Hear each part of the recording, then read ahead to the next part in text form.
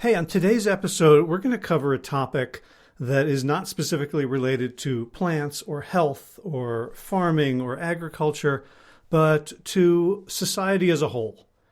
It's about how to make workplaces more diverse, more inclusive, more fair, and more loving.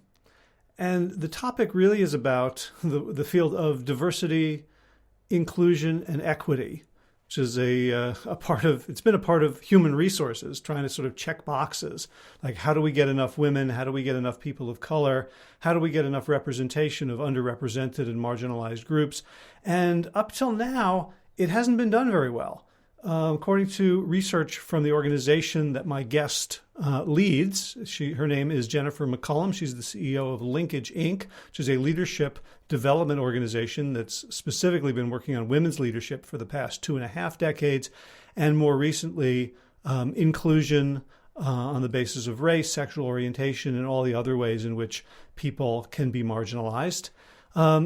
American businesses spend $8 billion a year trying to create diverse workforces, and what we do doesn't work. Unconscious bias training, fun activities where people of different backgrounds are thrown together, they tend to make things worse. And the people who are doing them are incredibly well-meaning. It's not like they don't have the best interests of the world and their clients at heart.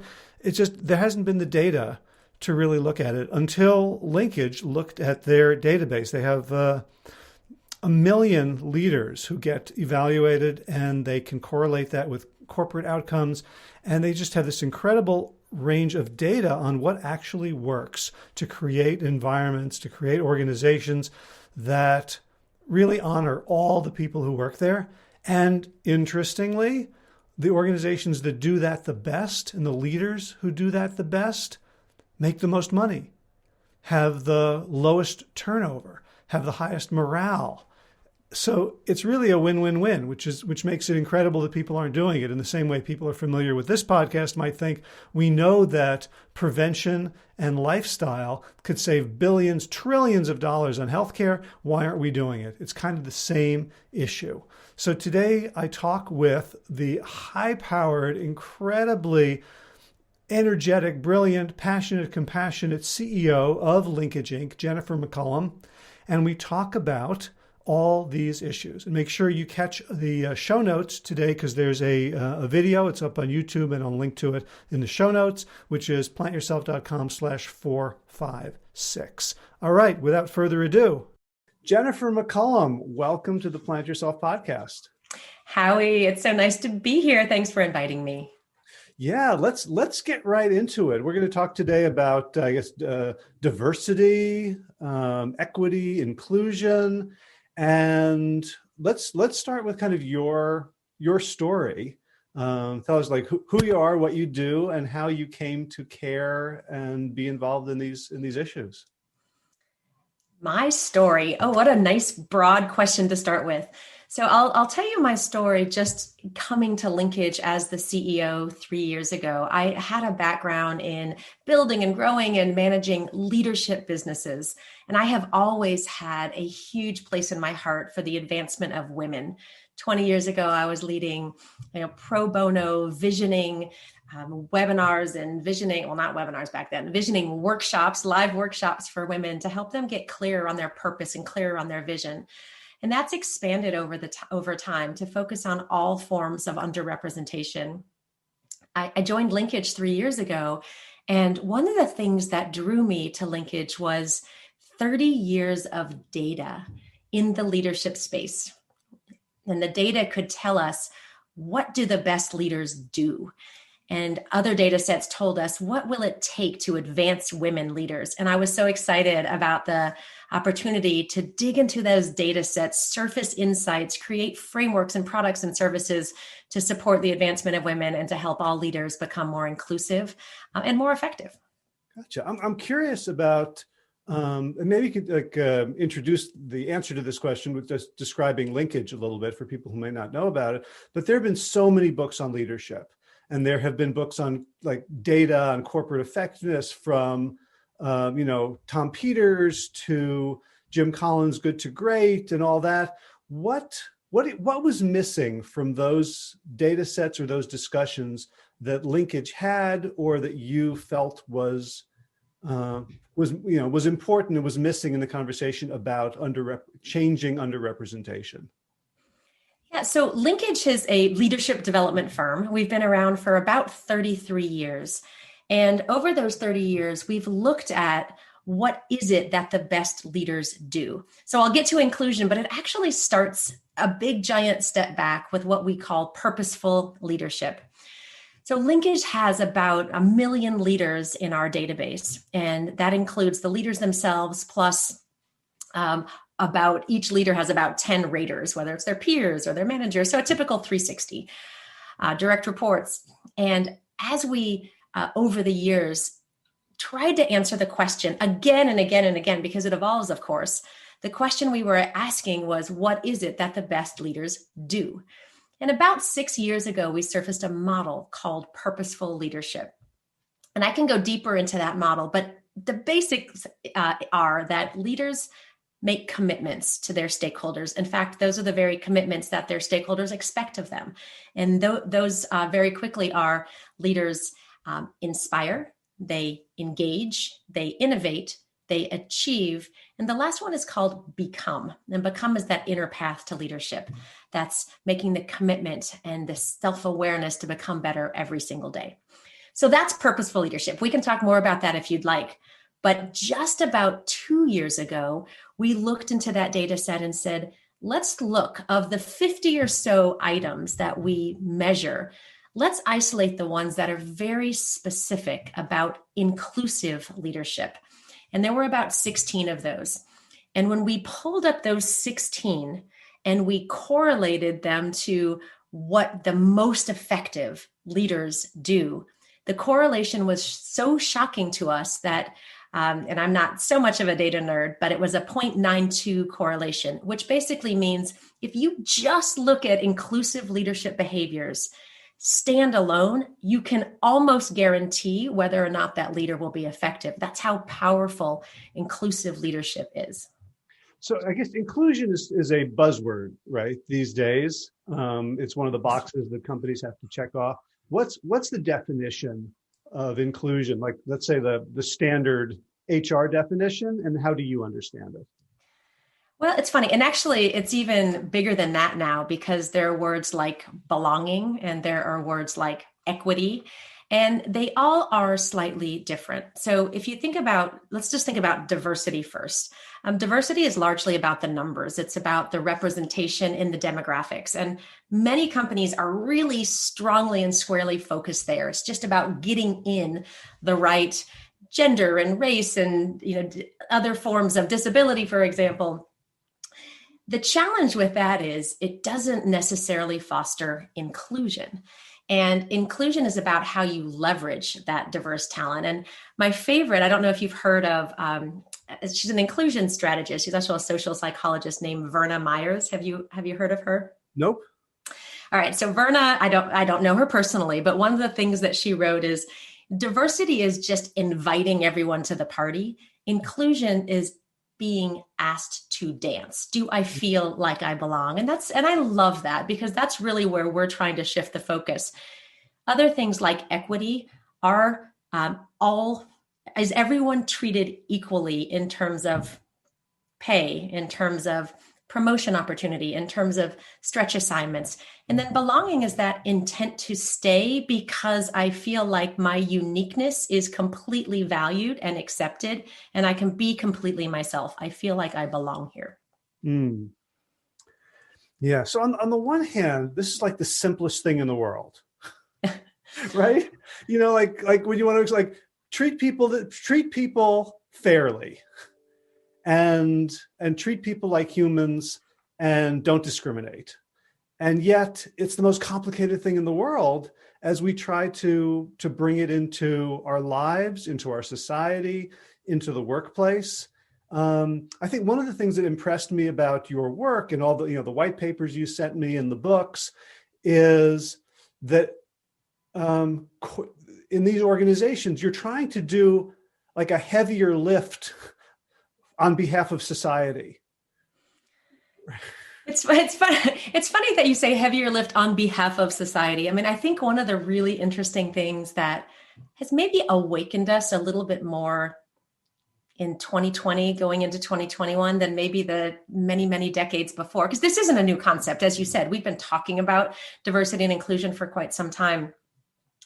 I think the awakening that happened, even for me, was that those of us who have tended to be in the more well represented. So whether it's our race, we both are white, whether it's your gender, you are male, those of us who are in kind of the overrepresentation, at least in the corporate world, haven't really had that depth of awareness until, and I'll just speak for me personally, last year, as I saw the Black Lives Matter movement happen, as we talked about it inside my organization, as I talked about it with friends who are leaders and are of a different race, my Black friends, what I slowly started to realize was I thought I understood their perspective. I thought I could put myself in their shoes, and really I couldn't. And the conversation and the awareness is becoming much more front and center. And we're actually seeing a lot of corporate movement now that I hadn't seen before. Yeah, and for me over the past several years, I grew up where if I looked at a business poster gathering and there were all the speakers and they were all white men of a certain age, like nothing that didn't trigger anything in me. There was nothing like that was default, normal, right? And it's taken a long time for me to look at that and say, oh, there's something missing there. There's a lot missing there. And actually the way I got there was not easy. It was, in many ways painful. In many ways, it was the education hurts, right? In a certain way, if you know what I mean. And it seems to me that if that's what it takes, like, I don't know that all the white men I know, or the white women and the sort of upper middle class can go to university. Are we all willing to do that work? Well, I'm actually glad you started with what we can do, because oftentimes we're looking to the other to help educate us. And I love what you said. I know one of the things I've been doing, and just again, this is just in the last years, I've got an entire stack of books here that I'm working my way through to do my own learning. So White Fragility is the one I have almost finished with. Difficult Conversations with a Black Man is the next one I'm going to. So what is the work I need to do? The other thing that's a little bit uncomfortable, especially as you said, so those of us who are educated, who maybe grew up with more privilege, certainly those of us who are white, how do we actually get in touch with our privilege? What does privilege even mean? And I'll give you a quick example. On Juneteenth, I didn't even know what Juneteenth was last year, but on Juneteenth, and we'll talk about that in a moment, but I actually asked two of my Black corporate colleagues and friends, I asked if they would join me on a webinar and we had about 1,000 people sign in. And we were talking about how this feels different. And they talked about their experience as Black people growing up, Black people in the workforce. And now that they're well established in their careers, does it feel different at this stage? But the story that's the most interesting part is the preparation for that story. There was a lot of discomfort in, I asked them, for example, how should I refer to you? Should I refer to you as African American or as Black? And they turned back to me and said, well, Black is fine. How should we refer to you, white or Caucasian? And my first thought was, nobody's ever asked me that question. And why is that? It's because the default is the white race. When someone asked me that, it was kind of disconcerting.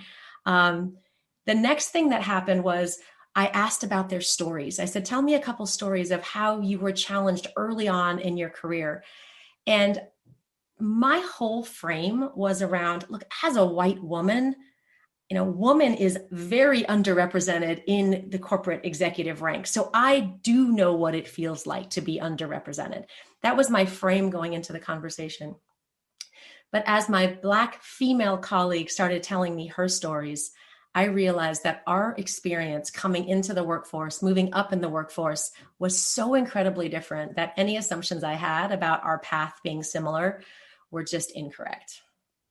Hmm. Right.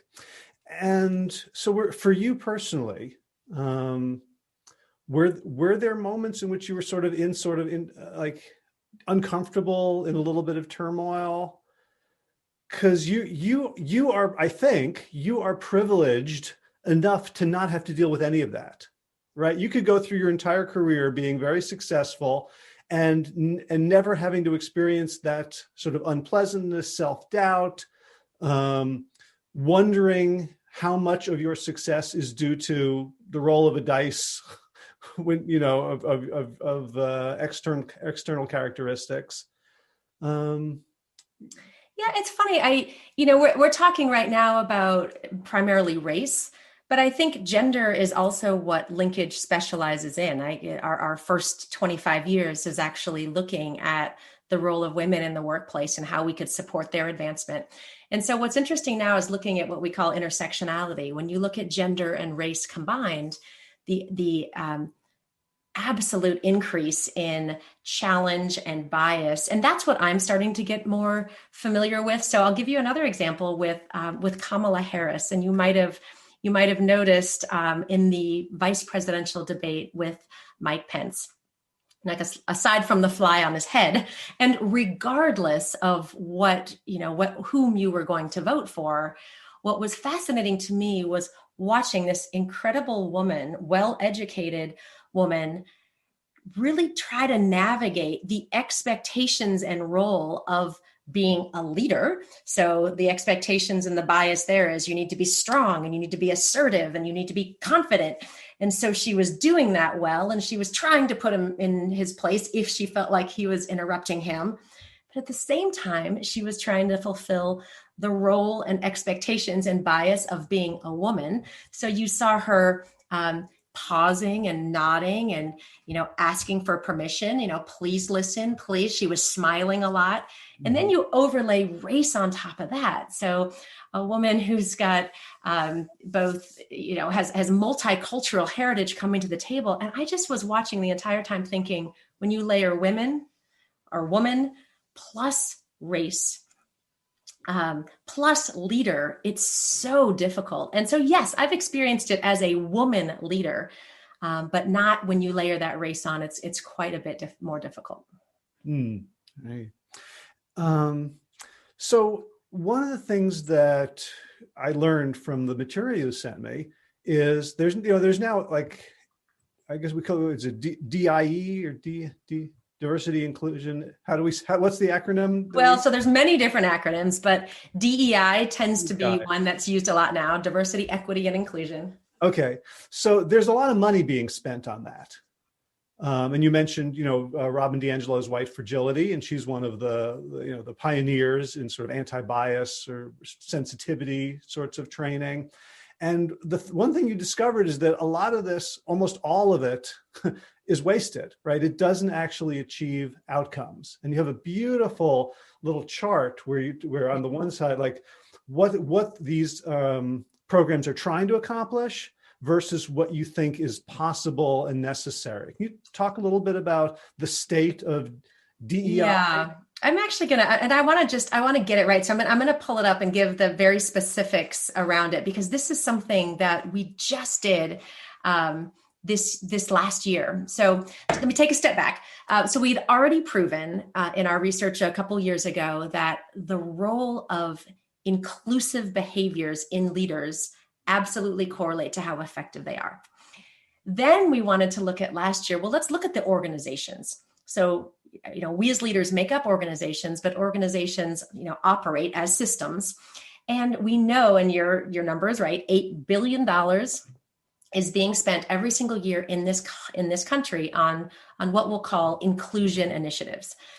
And some of the more common ones are things like unconscious bias training, or, like we talked about before, making sure that there's diversity numbers both in the organization and on the teams.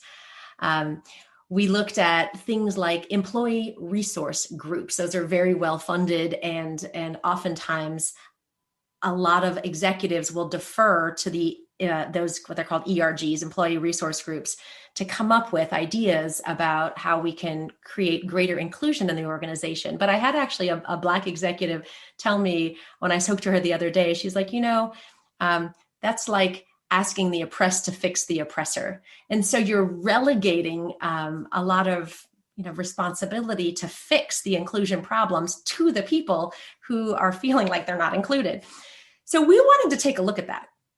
And we studied 55 drivers of inclusion, and we found that almost none of what is being spent, like the $8 billion, almost none of it is actually creating any type of impact at all when it comes to the perception of inclusion at organizations. And in fact, some of the things like bringing people together in kind of the forced fun, like social outings, are actually hurting inclusion. Now, does that mean you shouldn't bring people together? No, not at all. But you need to acknowledge that when you're pulling people together in a social environment, those who are underrepresented aren't necessarily going to feel included. And so you need to be really careful about how you structure those types of things. Okay, so that's everything we're doing wrong. Do you want me to tell you what we need to do? Yes, please. So, and that's really frustrating, right? Because when we tell our D&I professionals, by the way, and we have a lot of compassion for them, they tend to sit in HR. Their function tends to be kind of away from the HR, executive development or learning and development. And they're trying really hard with very little budget and very little staff and very little acknowledgement and support from executives, from the executive team. What they're doing doesn't tend to be aligned to corporate strategy. So we have a lot of compassion to D&I executives. We're trying to help them. So here's what we found. There are 3 things that rise to the top when it comes to driving inclusion in organizations. And you're going to laugh because they seem simple, but they're so hard. And the first is about the executives. Executives have to lead by example. They have to be welcoming and equitable and fair.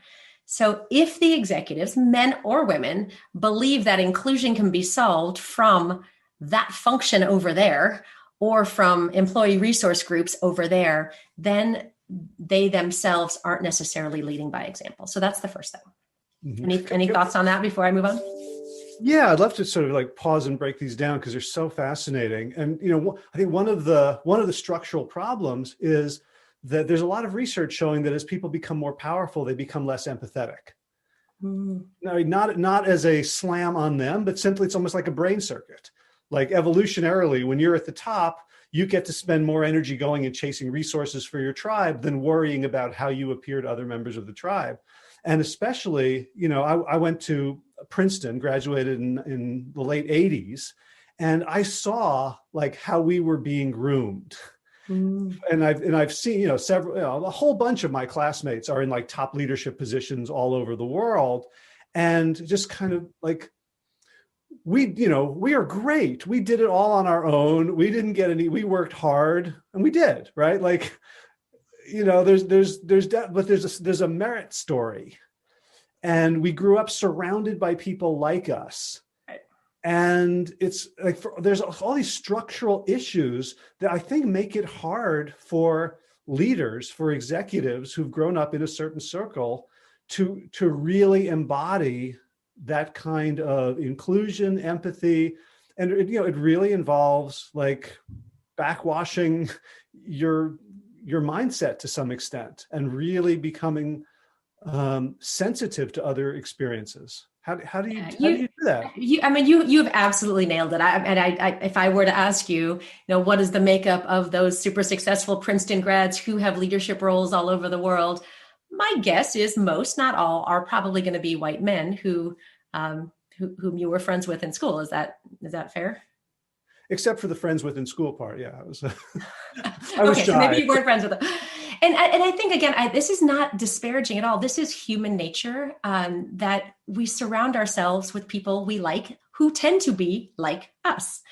And dispelling the like us piece is hard because, just like you said, people, we are all accustomed to believe that we have gotten there on our own merit. But when you think about what us means, the people above us were the ones that also looked like us and were socializing or networking or creating opportunities for, like, come along with this really challenging assignment and I'm going to teach you how it's done. And so we had access, whether it was through summer school internships all the way through our first jobs and through our first promotions, we had access to that like us. And so I think it's interesting when we stop and say, well, wait a minute, did I earn it? Probably. I mean, there was definitely some earned privilege. We went to school, but how did we get there? Who helped us get there? Whether it was our upbringing, our financial, our financial abilities, or our network, the like us piece gave us a significant advantage that a lot of others didn't have. Right. And I think just it's not at all the same thing, but in terms of, like, I made my sort of my business move was when I got the opportunity to write a For Dummies book about digital marketing strategy. And I say I wrote a great book. And the only reason I got to write that book is that the guy who had written the previous version was friends with my chiropractor. Right. Yeah. Like, so, yeah. So I earned it. I did a good job.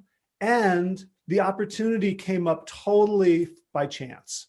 And when we're talking about race and class and gender, it's not by chance. It's systematic that so many more opportunities come my way. That's right. And what is so wonderful is that you acknowledge that. And I think that's what seems to be changing. Now, the question is, will it change fast enough?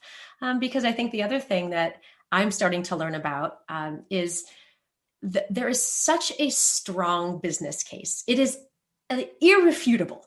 I mean, you look at all of the studies about the benefits to the corporate results and to the employee results when you have diversity in your organization, when people feel like they're included. And if you look at if you look at gender or race, no matter how you cut it, everything is good when you have those all of those things together. You can look at revenue, you can look at profit, you can look at faster decision making, and look at innovation. And so one of the questions I've been asking myself and a lot of people that I talk to is, well, if it's so obvious, if the business case is so obvious, why aren't we doing it? And so I think the thing I'm starting to explore a little bit more is, what are those invisible forces? They may be conscious, they may be unconscious, but if the invisible forces are stronger than the forces for change, nothing is going to change. It's not a surprise that if you look at even the gender statistics across the last decade, and if you're looking at the less than 5% of women CEOs in the Fortune 500, all the way down to the 20% in the C-suite. Once they start their careers 50-50. Actually, more women are leaving college and starting careers now than men. But women are dropping out of the workforce at the same rates they were before. Why is that? And the only thing, and then race is the same, is that the invisible forces are more powerful than the forces of change. And that's what I'm committed to changing. Right. Is it that they're more powerful because they're invisible? And that's a great question. And actually is what is making me excited about what we saw last year with this convergence of crises. So the pandemic started us off with everybody working from home, now kind of on an equal playing field in a remote situation where you could actually see, like, the childcare and the animals and the impact that had disproportionately on women. And so women, you may know, have left the workforce and lost 2 million more jobs than men. And it's a huge risk what's happened in the pandemic to see, will women come back? So that was the first thing. Then Black Lives Matter and the race riots, and that was another awakening. And so with just those two things, forget the economic and the crises of the environment. If you just looked at those two things, it has created an awakening that is allowing for the conversation. The conversation now is, so the invisible is being made visible. Now the question becomes, now that it's visible, are we committed to change? And that's going to take all of us, but especially those of us in positions of power and influence. And often those are white men, because 80% of the C-suite in our country is white men. And so we need the white men as allies, as sponsors, as mentors, and as coaches. And that's a whole nother conversation. Yeah, I'm really interested in this, in the idea of leverage of the data around stock price, success, profits, because like the conversation in the public sphere is, let's say around reparations. Because there's a lot of white people who are not doing very well these days. And so they're thinking, well, so you're going to take something away from me and give it to somebody else, right? So it becomes a very zero-sum game. I would And love to talk about that. There was data that came out in around 2015 that said, there is a dearth of leaders. If you look at the statistics of the boomers leaving the workforce, the influx of the millennials and then Gen Z. Millennials are almost half of the workforce right now. White people are 58% of the workforce right now. And because of the boomers retiring, at least, according to the data about 5 years ago, there are more leadership roles than can be filled by the leaders we have today. And so part of the challenge, I think, is this scarcity mentality is, and I hear it all the time. And, it's a little bit of a running joke in my family. Like both of my husband and I work, and he said, he's in the process of transitioning jobs. And he said, gosh, it doesn't look good for me. Like I'm not a woman and I'm not Black, and I don't have any underrepresented, piece of me. Like I'm not going to find a job. And I just, I kind of laughed and I said, there are more jobs to be had than leaders to fill them. So the scarcity mentality isn't going to help anyone. Can I tell you another story about how we can use our privilege? yes, please. So I'm going to tell the story of Eddie, and you may know Eddie Turner. He's a good friend. Love Eddie. Love Eddie. And he does a lot of what you do on, lots of researching and podcasting and webcasting. He's an amazing facilitator, an amazing coach. And I've worked with him across a couple of projects. He was one of the two that I invited for the Juneteenth webinar. I invited him to tell his stories. In advance, because we had 1,000 people sign up within a few minutes, somehow a Wall Street Journal reporter named Patrick found out about our webinar. And he contacted me, as I was hosting it, and he said, not only do I want to attend, but I actually want to interview you before the webinar, because it's going to be it's on Juneteenth. We're talking about, why are 1,000 people coming to hear these stories? It was in the middle of the Black Lives Matter protests. And at that moment, I had a choice. I wanted to be in the Wall Street Journal, and I thought it would be good for me personally. I thought it would be good for our company. And then my marketing director said, Jennifer, I actually think it would be better if Bev and Eddie were to speak to the journalist. And it was like this huge aha of well, yeah, how can I use, in this case, my privilege as the position of power and influence to open it up to Eddie, who may not have had the chance to be in the Wall Street Journal. So I called him up and I said, hey, let's do it together. And what happened was we both were in the Wall Street Journal. Both of our pictures were there. It was part of a bigger story.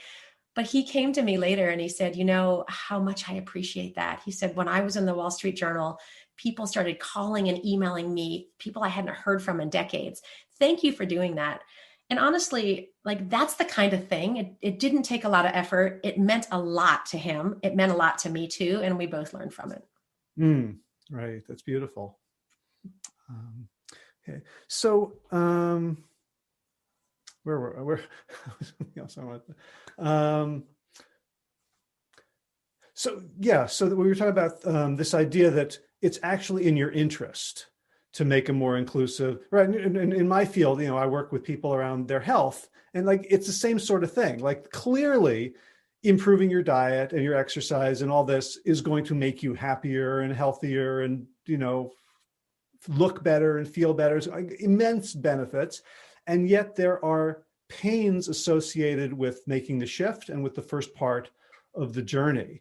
And I'm wondering, like in an organization in which everybody is white male or Princeton grad or that sort of thing, there doesn't have to be any of that discomfort. I don't have to worry about what I say, right, or Right. I was talking to a friend yesterday. I'm just finishing a manuscript with Peter Bregman, and we're going over, like, did we do anything accidentally offensive? And a friend of mine told, Great, you asked that question, actually. Congratulations. yeah, and we're getting feedback from people. But a friend who told the story when he was giving a talk, and I think it was out west, and there was a couple of Native American business people in the room, and he was talking about entrepreneurship, and he mentioned, like, but the pioneers end up with arrows in their back, and as soon as he said it, it's like, oh my God, like. You know what? That's okay. It's okay as long as you acknowledge it and just talk about it. And I think I'm trying to get more comfortable there. So I'll tell you another story, and then I'd like to get to the other two things that we can all do to drive inclusion in organizations. I realized we stopped at the executives and then got on a great conversation.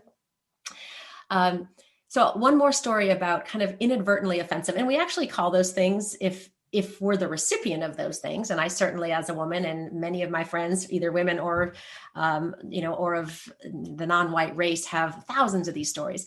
But what's interesting is they tend to happen less as you get up the corporate ladder and with awareness, but they still happen all the time. So here's the story.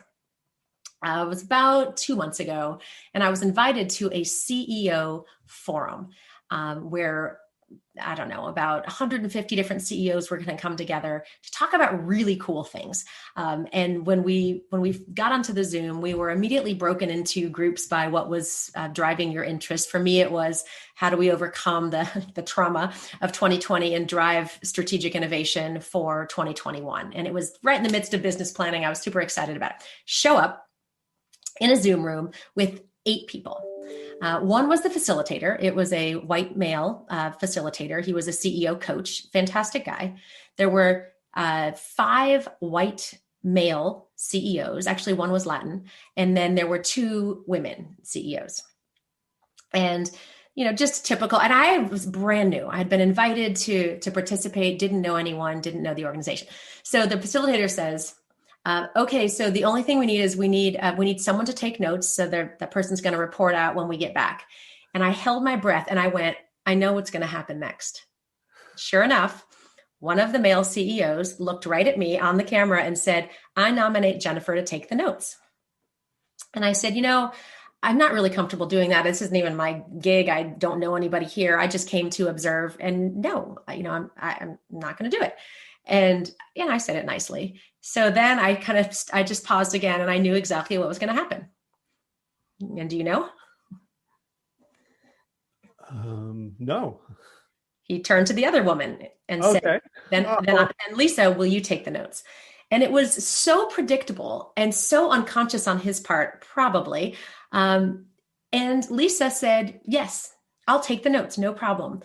And I found myself kind of going down this spiral of, why is it that there have been so many meetings of my life where I've been asked to take the notes, or the men will say, just my handwriting's really bad. And now on Zoom, you can't say my handwriting's really bad anymore.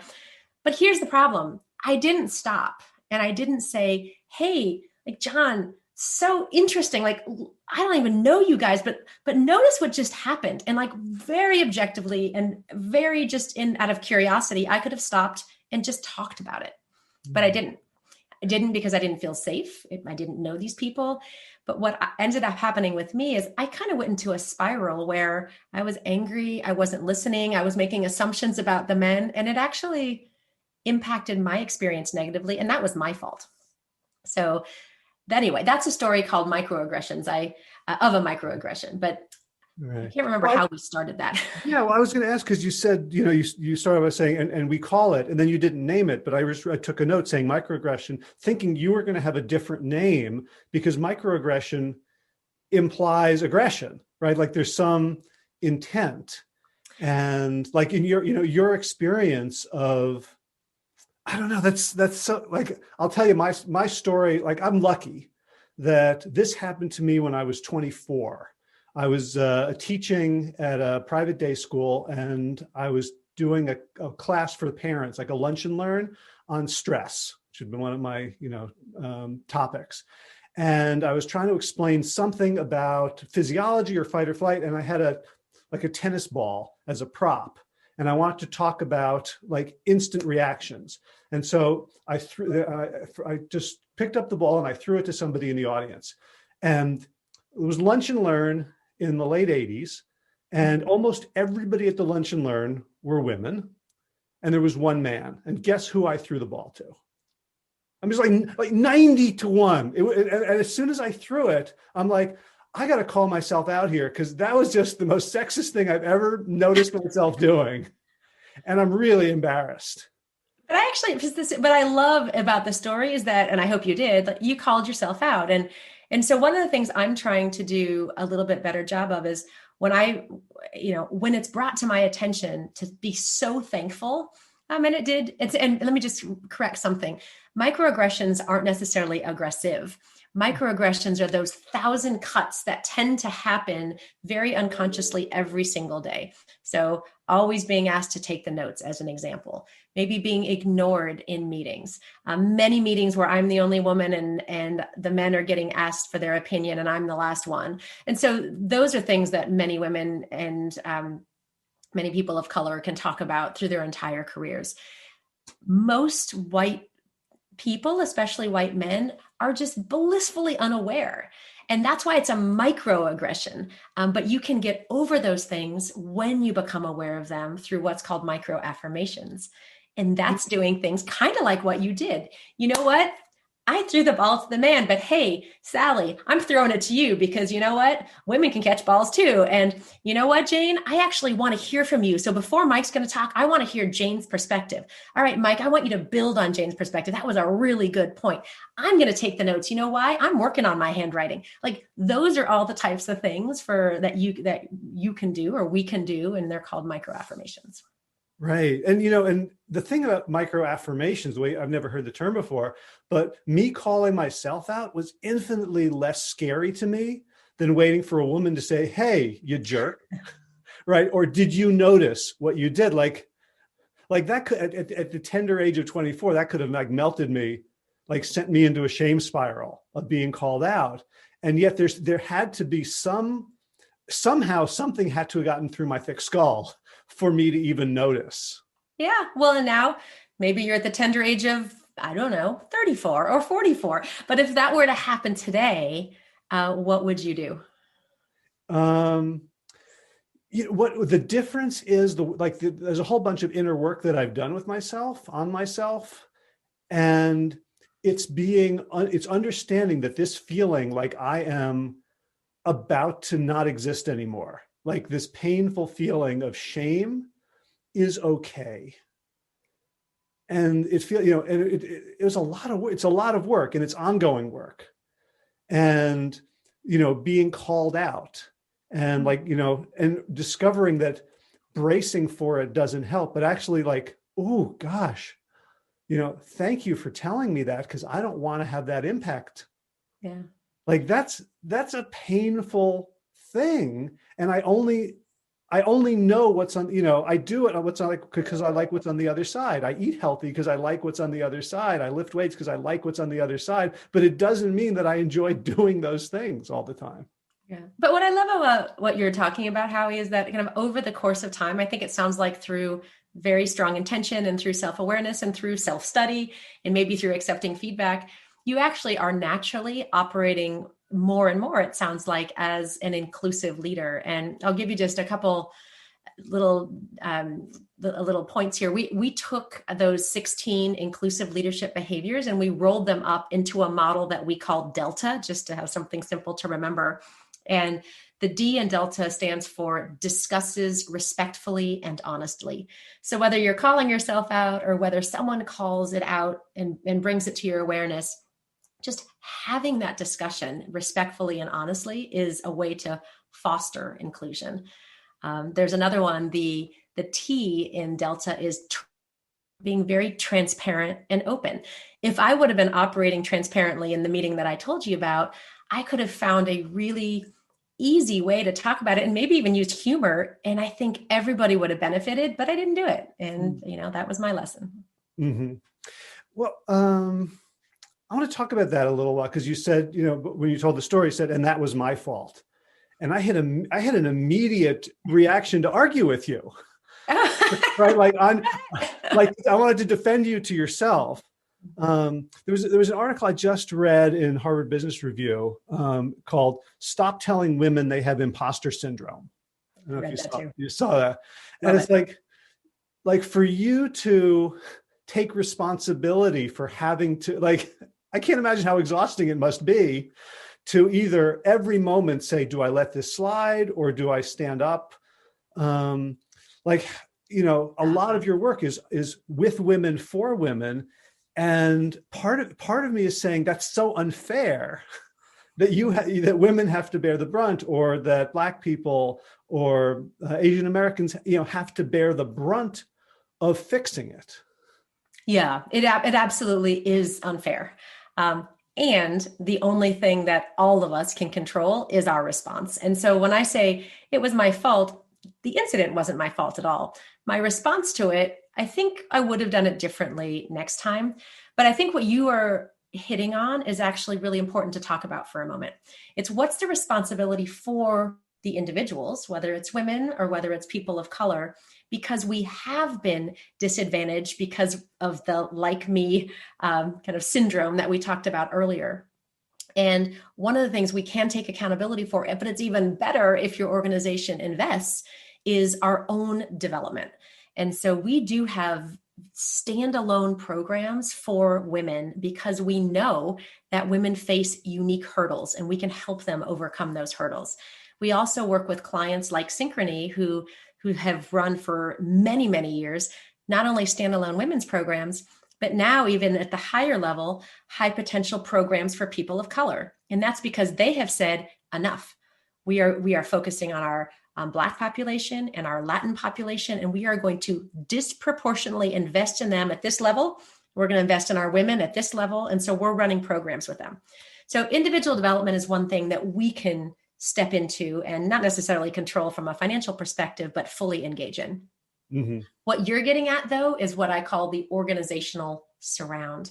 When we say who is responsible, it is the decision makers and influencers in people of power that have to do the hard lifting of what is the culture that we're creating so that we are all equally valued. We all feel like we belong. What are your talent systems? Are they equitable? Are they fair? And finally, your own executive action and commitment. Are you actually doing more than giving this lip service? Are you investing? Are you working on yourself? Are you leading by example? And I'm starting to see more of that. It brings to mind a phrase that I got from my friend Peter Bregman, who wrote a book called Leading with Emotional Courage. And that, like, what is required of leaders who want to be good at this is emotional courage, because we're going to get it wrong again and again and again. I'm going to accidentally turn to the woman to take notes. Right? Right. We're all going to have those impulses, and if we're not willing to feel wrong and acknowledge it and get feedback and make amends, it's like the D&I, like, there's this huge opportunity to grow leaders with this kind of courage. Yeah, that's right. And that's what actually gives me hope. I do want to get to the other two things because it's part of that emotional courage as well. And it kind of takes it down from, we're all not executives, right? So when I talk about executives being, welcoming and fair and equitable, like, let's just take it down to the next notch. And the next notch is all of us as leaders. So whether we're formal leaders and managing a team or informal leaders and managing projects, the role of the leader is to try to discover and learn the unique superpowers, we call them, of the individuals on that team. Identify them, value them, and leverage them. And that's something all of us can do as leaders, is just really seek to understand what is your superpower and how can I leverage it in the organization. And the third thing is, regardless of whether you lead people or projects, if you're an individual contributor, all of us can work toward kind of the way business gets done is in meetings. Used to be live meetings, now it's virtual meetings, but this gets back to the micro affirmations and the microaggressions. if all of us can strive to making our meetings more inclusive, that will foster a sense of belonging. And so what we're doing with our new work in inclusion is we're targeting, what is it at the executive level that they uniquely can do? Then there's the leader level, and then there's the entire workforce, because all of us can be part of the solution. I love that. And I love the idea of these, unique superpowers, because again, it's another opportunity. Like when I think of people who do things differently than me, sometimes I see that as an asset. Like, oh, thank God that person can project manage because I couldn't manage my way out of a paper bag. But on the other hand, often someone is like really into details or really into risk mitigation. And I'm like, oh, they're such a buzzkill, right? They're so boring. They're so unimaginative. And to be able to see other ways of being and thinking and other experiences. Yeah, and I'm telling you, it only takes a crisis like the pandemic to really very quickly identify which superpowers you need to leverage in your organization to move quickly. And that was well on display in our own organization last year, where my COO is that data and analytic, and he knew from a cash flow forecast exactly the impact. Another woman on my team is also incredible at process. She looked and mapped the entire universe of every single live delivery we had across the next 6 months to start proactively figuring out, what does it mean for contracts? What does it mean for our ability to deliver on a virtual environment? Both of those team members have superpowers that I don't have. I have different superpowers: the ability to inspire and create a vision and to see our way out of this crisis and to rally and engage the team. But it took every single superpower on our team to really, not only survive, but to pivot, innovate, and put ourselves in a position where we could really thrive in 2021. Right. I think there's maybe another challenge when you're looking at superpowers, is that when we have our unconscious biases, like I'd be like, oh, your superpower is you must be nurturing, right? Or like, there's this whole debate. I mean, I don't quite understand it, but sort of around critical race theory and different cognitions. And like, there's like, oh, white Western European corporate culture is like logical, and like somehow that people who aren't of that heritage are like more intuitive or more in touch with the earth. There's like you can get, you can take sort of individual truths and really twist them when you're trying to find, when you're looking at diversity and then trying to map, your map of who people are based on those categories. Yeah, and you're again, a lot of what we've been talking about a little bit. The underlying thread is these unconscious biases that form our assumptions in the world and our mental models of how the world works, and disrupt those. And it's really hard. And I think there's a lot of effort placed on teaching people how to become aware of their bias, but we also know that doesn't work. It doesn't work to drive inclusion in organizations. So our shift to what we're calling superpowers in Symphony is to really, it's still good to try and be aware of them. It's even better to operate in the world with identifying and valuing superpowers, bringing those superpowers together to operate with this vision of symphony. And so when you think about the grand piano to the flute as an example, just because the grand piano is bigger or louder or stronger doesn't mean that piano can fulfill its full potential without the beauty and the simplicity and the lightness of the flute. So it's that space in between that's going to create what we call symphony. And what we're trying to move away from is even the word, if you think about diversity, it means different. Like just throwing difference into a room doesn't create symphony.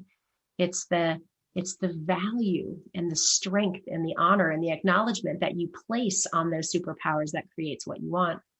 Right. Well, I think we saw that in Google when they fired the ethical AI research lead, Timnit Gebru.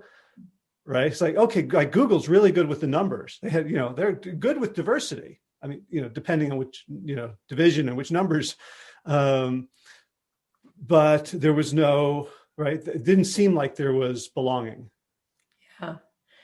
Yeah. Like there's another interesting part, because you said you said something about how to the assumptions that I make about your superpowers.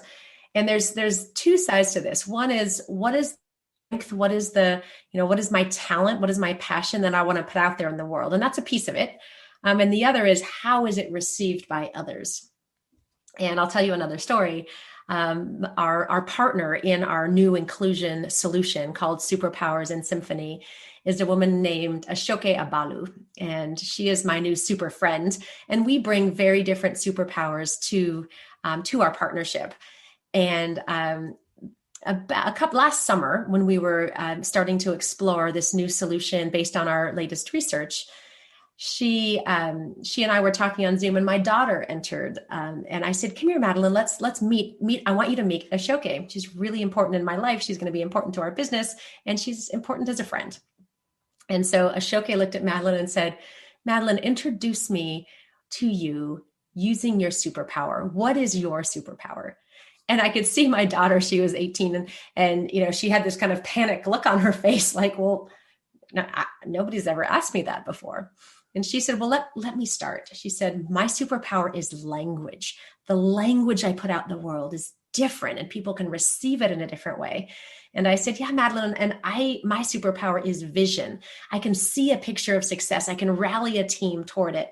And I said to Ashoke, I agree your superpower is language. This is how your language has impacted me. She said, I agree your superpower is vision. So my daughter was watching how we were putting out our superpowers, how they were received.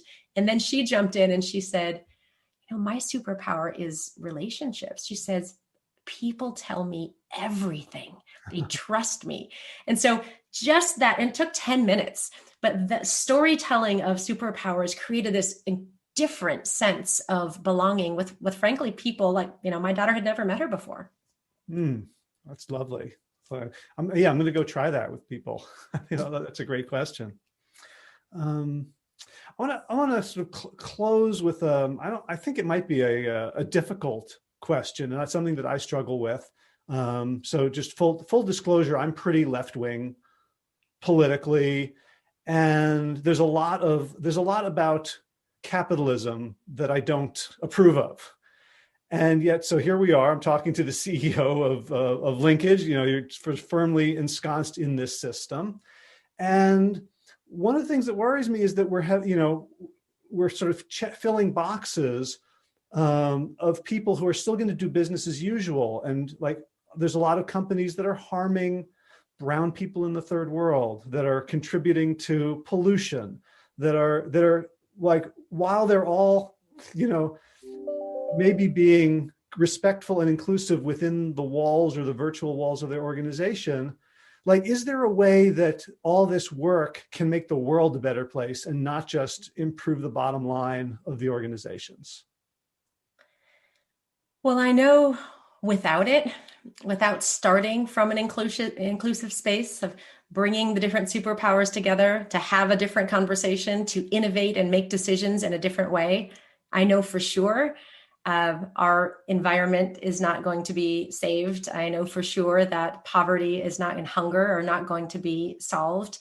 So my hope and my sense is that as you focus on diversity, inclusion, equity, and belonging, with an emphasis on inclusion and belonging, better things will happen that won't only impact the bottom line of your organization or our organization, but will allow us to have greater impact on the world.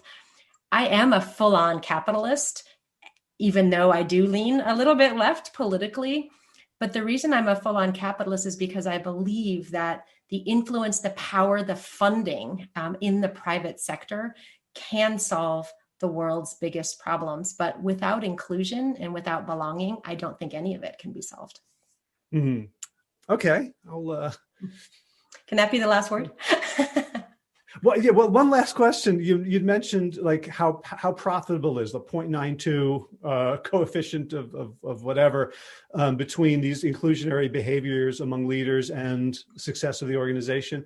Why isn't someone like Warren Buffett creating a fund, a mutual fund, or people creating hedge funds just based on this? It seems like when you mentioned like capitalism can fund improvement, like Is there anyone, and I think about this in terms of like my work in healthcare, like if there was an insurance company that got it, that would really fund primary care, preventive care, lifestyle, they'd be trillionaires. And so it sounds like it's the same thing in this field. Is there any money movement to push companies to do better in inclusion and belonging? Yeah, there is actually. I may have seen even recently, Goldman Sachs basically came out and said, we will not take any company public unless their board is diverse, unless there are women and people of color on their board.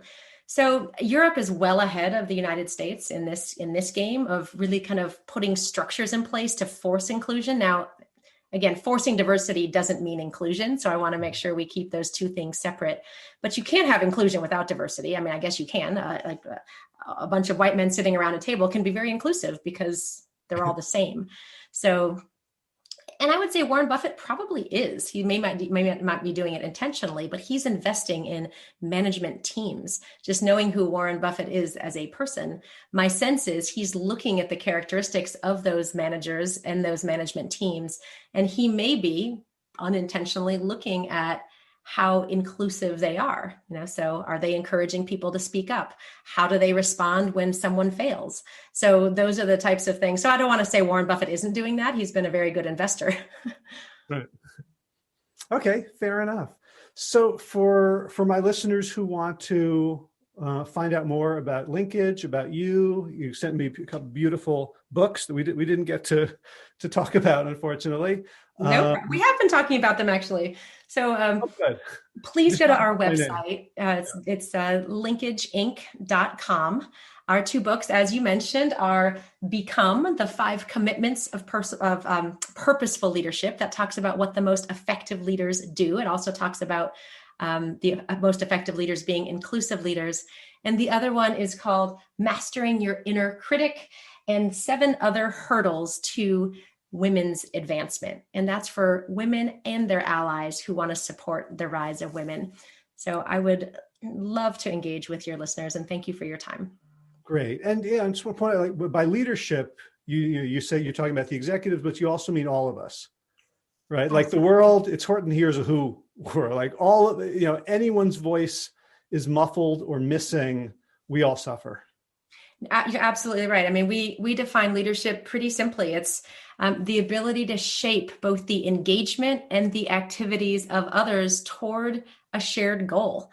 And you don't have to be, an executive. You don't have to, be, well established in your career. Anybody can do this from where they sit. Beautiful. Well, Jennifer, thank you so much. This has been such an uplifting conversation. I'm so happy that this work is being done, and I'm so happy that you're one of the people doing it. And I'm so happy to know you. Thank you, Howie. I've really enjoyed our time together. Awesome. Take care. Bye-bye. All right. I hope you found that useful. I would love to hear your stories. This is all about empathy and listening and learning. And for a upper middle class, Northeastern, Ivy League educated, 55-year-old cis white guy like myself, there's a lot of stories that I haven't heard, a lot of perspectives that I have to make an effort to hear. So if you have one of those stories, I would love for you to share it either in the show notes for today's episode, which again is plantyourself.com/456, or if you go there and you go to the YouTube, you can share the comments there. YouTube comments are always a fun place to discuss difficult issues, maybe avoid it. Or you can go to the Plant Yourself Facebook page, which is just facebook.com/plantyourself. So in movement news, definitely seeing some muscles, and I moved up in a couple of exercises from 12K to 18K.